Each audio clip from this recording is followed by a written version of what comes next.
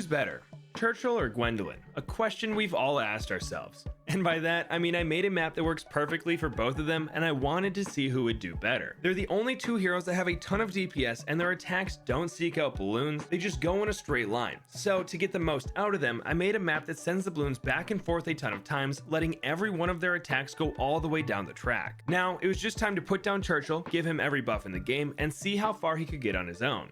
We gave him a Permabrew, Ultra Boost, Energizer, Support True Sun God, Super Brittle, a Call to Arms Village, and a Homeland Defense. Tech botted them all to get the most out of them, and I let it run. I was tempted to get a Cripple Moab and Glue Storm, but I didn't want to accidentally stall some rounds with the sniper, and I didn't want my recording to be blurry with the glue raining down all the time.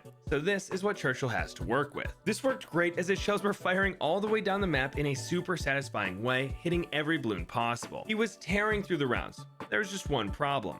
My game was visibly slowing down. Now, I have a decent computer and it wasn't struggling at all, but for whatever reason, balloons just got slower and slower. It took under an hour to go from the start of the game to round 160, then it took an hour to go from 160 to 180, 2.5 hours to go from round 180 to 200, and 6 more hours to go from here to round 217. This is where I finally drew the line and restarted my computer, which magically fixed everything. Rounds 217 through 220 flew by in just 5 minutes, but it wasn't long before it slowed down again. It took over 2 more hours to get to round 233. This was incredibly frustrating, but I exited to home, loaded back in, and hit play. Boom, normal speed.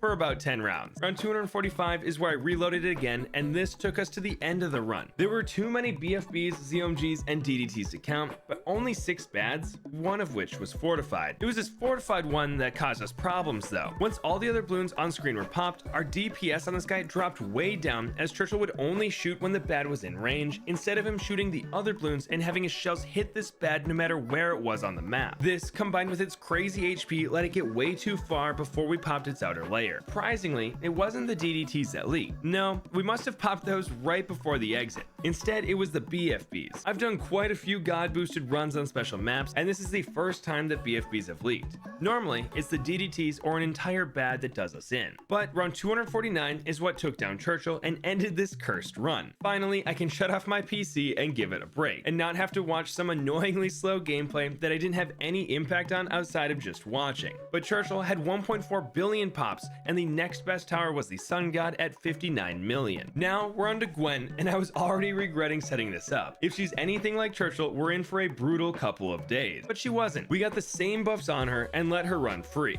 The game didn't slow down at all, and it was very entertaining to watch her clear the rounds. I thought this would lag way worse, as she sets every balloon on fire all the time, and these damage over effects would make the game slow down, but it was just fine. So I'm officially rooting for Gwendolin. Not only was it just fine, but it was way more fun to watch. Instead of the track being full of tank shells that look stationary, it was full of purple flames that shot right off the screen. She cruised through the rounds, even beating round 140 and its fortified bad no problem, and for the most part, the rest of the 100s were just as easy. In fact, she even went on to pop round 200 and its 2 fortified bads. But what's crazy is that just 1 round later, a fortified bad was sent and the DDTs inside it leaked. I guess that little bit of extra speed and health was just enough to push it over Gwen's limit.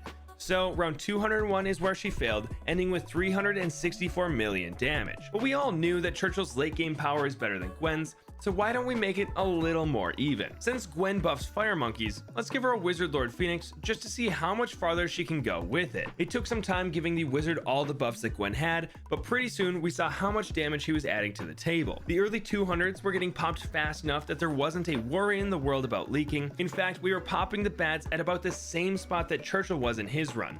It was just taking way less time in real life because BTD6 wasn't slowing down. In fact, it wasn't really until the 240s that the rounds took a while to handle. It wasn't lag this time though, it was just that the bads had so much health that it took several minutes per round to take them out. Still, round after round, the Wizard Lord Phoenix and Gwen melted everything, defending the exit. And this brings us to round 249, the round that took out Churchill. Now, these aren't the same exact balloons that Churchill faced, as this round is random, but if nothing else, it seemed more difficult as there were way more normal and fortified bads than Churchill had to face. And even with this, Gwen and the wizard popped everything.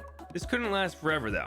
It was round 252 that finally did them in. The round started with a screen full of DDTs and ZOMGs, but it quickly got whittled down to just half a dozen bads, some of which were fortified. Just like Churchill, it took forever to pop the outer layers of the fortified bads, but once again, the DDTs were not the issue. No, it was actually some fortified Moabs that made it to the exit first. Once again, something I hadn't seen before. But the Wizard Lord Phoenix finished with 620 million damage, and Gwen had 870 million, totaling up to almost 1.5 billion, which is slightly more than Churchill had. Pretty interesting that a god boosted Gwen and Wizard Lord Phoenix are about as strong as a god boosted Churchill. And although the combo of these towers made it farther than him, I have to give our tank hero the win, even though his run was no fun. He just significantly outclassed Gwen in the 1v1. If you disagree, let me know down in the comments. If you enjoyed the video, leave a like, and if you want to see how far some max level paragons can get on their own perfect maps, click on this video right here.